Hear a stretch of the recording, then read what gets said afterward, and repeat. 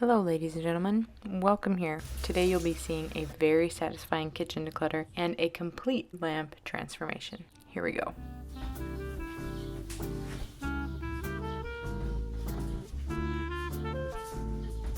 What inspired this lamp transformation was me decluttering this corner of my kitchen right here. I noticed this lamp, it needed something because it kept blending in with my backsplash and the countertops, and I just knew it needed a change. As a mom, I like to have little projects like this, as in a lamp transformation or any other little project that I can do while my kids are napping that is still kind of creative and allows me to use my creative brain, which I love, while also motivating me to complete a task, such as cleaning and decluttering.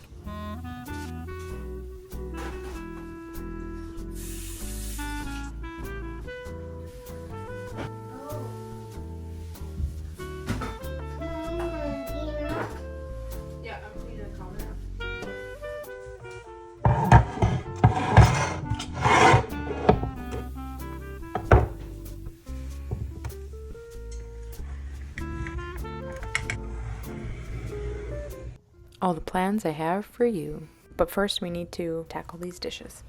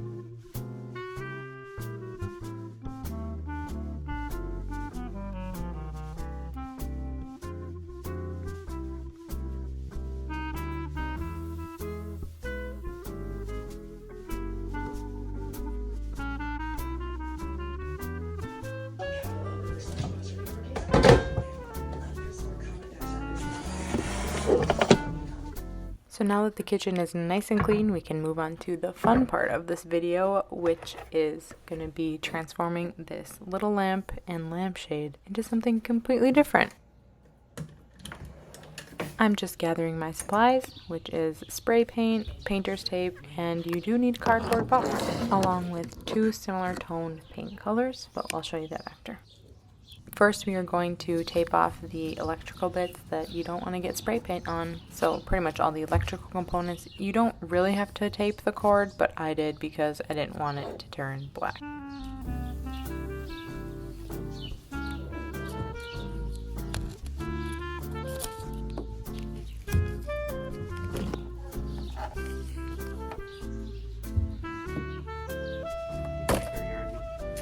This part is pretty self-explanatory, but we're going to go in with our black spray paint. Make sure you get it nice and covered. I forgot to film the part where I actually sanded the base before I painted it, but make sure you sand it before you spray it. It just helps the paint to adhere to the base a little bit better. And while it is still wet and it is drying, you'll sprinkle on some dirt. The dirt just adds a little bit of a layer and gives the lamp base a little bit more texture and depth once painted. Kind of like an old vintage vibe.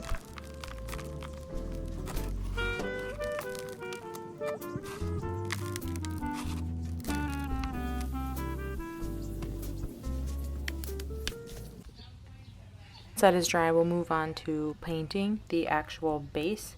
I wiped off the excess dirt that I didn't want on there for the texture that I was looking for. And then what you're going to do is dab your paintbrush in a little bit of paint. I didn't do this at first, but I realized as I went on, the less paint you have on your brush, the better.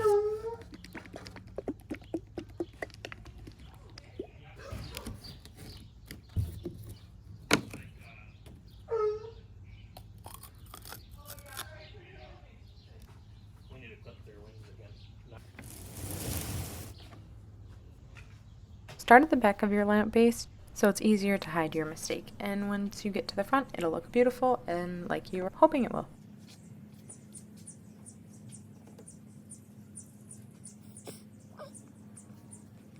You'll apply the paint in this dabbing motion until you get the desired look that you're looking for. For me, I wanted the black to poke out a little bit, but not too much. And then also I wanted a little bit of variation, so that's why I have two tones of similar color. One's like a cream and the other one's a little bit more tan to give it a little bit more texture and visual depth and interest.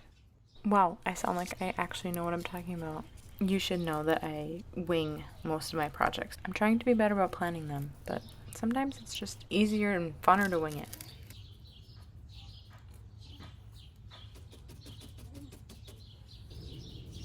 I love little projects like this where you easily can do this by yourself. It doesn't take too long and it gets you a little bit more of an expensive look than your typical thrifted lamp.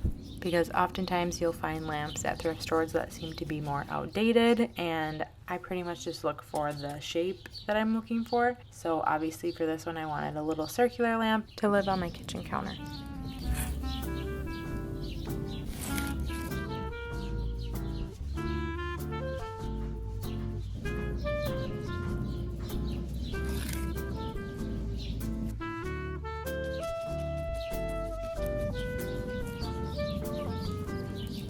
The hardest part for me in these projects is knowing when to be done. I kind of like to step back and see which side I would like for the front to be, and then I'll just stop once I get the desired look that I'm looking for.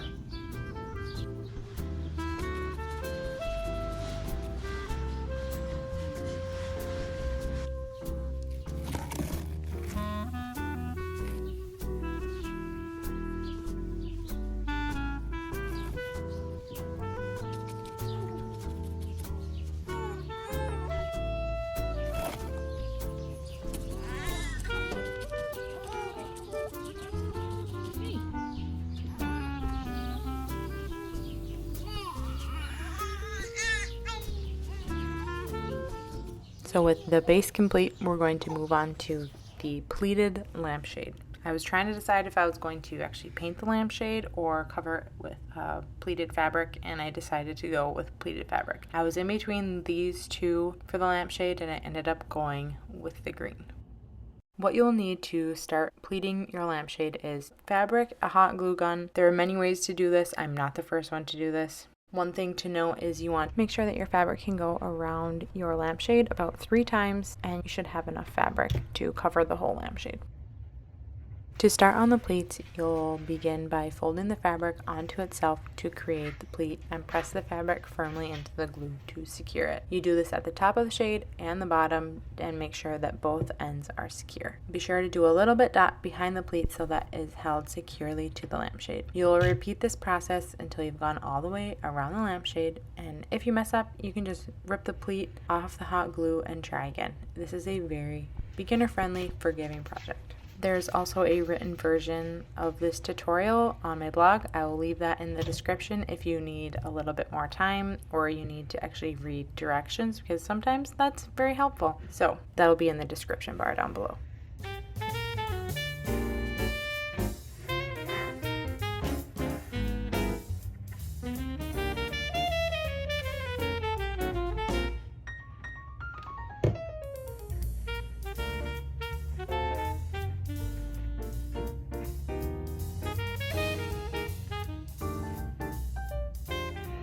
Then we will make a bias binding strip to go on the top and the bottom to hide our raw edges.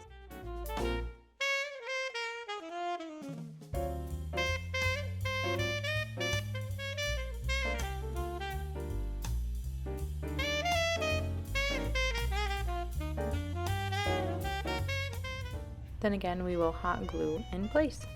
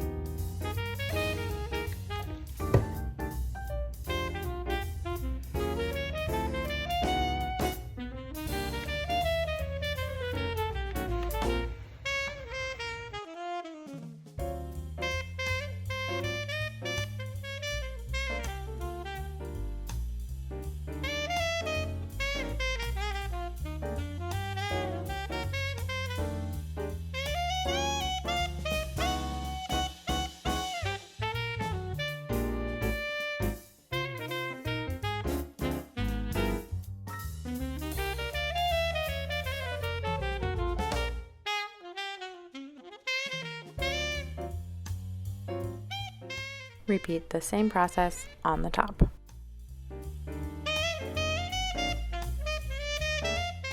And here is the full reveal of my brand new little lamp for my kitchen. I love the way that this project turned out. It makes this lamp a little bit more of a statement in my kitchen rather than blending in.